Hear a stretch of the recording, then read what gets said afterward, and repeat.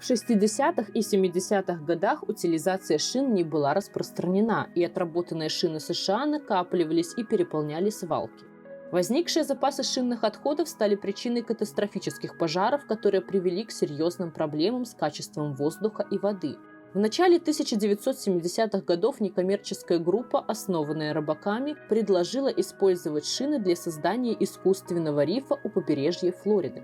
Считалось, что шинный риф будет способствовать росту новых кораллов, привлечет больше крупной рыбы и принесет пользу местной экономике.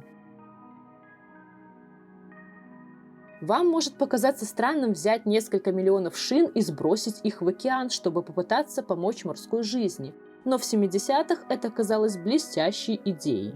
Риф Осборн должен был стать самым длинным искусственным коралловым рифом в мире. Коралловые рифы представляют собой места обитания для бесчисленных морских растений и животных, обеспечивающие пищу, убежище и места размножения. Они также защищают природные экосистемы от эрозии береговой линии и экстремальных погодных условий. В 1972 году компания Broward Artificial Reef разработала план, заключавшийся в том, чтобы погрузить на дно океана около 2 миллионов старых покрышек для создания искусственного рифа. Идея получила широкую общественную поддержку и в конечном итоге была одобрена правительствами штатов и местными властями.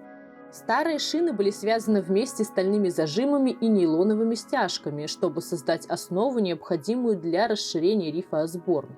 Затем с помощью более 100 частных судов в Атлантический океан были сброшены тысячи связок шин. Производитель шин Goodyear Tire & Rubber Company решил, что это именно тот проект, в котором они должны участвовать, и пожертвовал оборудование для соединения шин.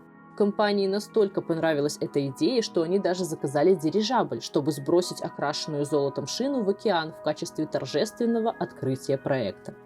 В пресс-релизе говорилось, что шины представят убежище для рыб и других водных видов, и упоминались превосходные свойства старых шин в качестве материала для рифов.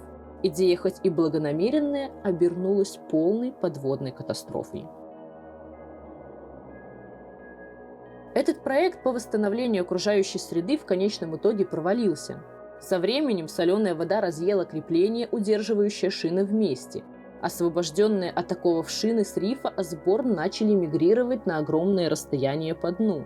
Океанические течения, волны и штормы превратили разбросанные шины в снаряды, движущиеся с такой силой, что нанесло непоправимый ущерб коралловым рифам и другим морским экосистемам. Этот проект не единственный, который провалился. В 1980-х годах Индонезия и Малайзия развернули масштабные программы по созданию своих шинных рифов и сейчас наблюдают последствия их разрушения, от замусоренных пляжей до уничтожения естественных рифов.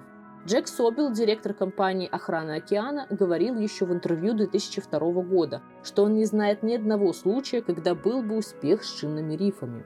Добровольцы и различные общественные группы пытались вернуть шины, поскольку стало ясно, что проект провалился, но сам масштаб задачи впечатляет.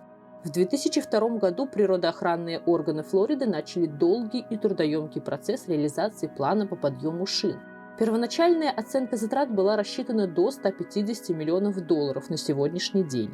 За последние годы сотни тысяч шин были найдены и переработаны, но предполагается, что очистка от шин продлится годами. А пока на этом все. Подписывайтесь на канал, ведь впереди вас ждет много новых и интересных историй. Всем пока!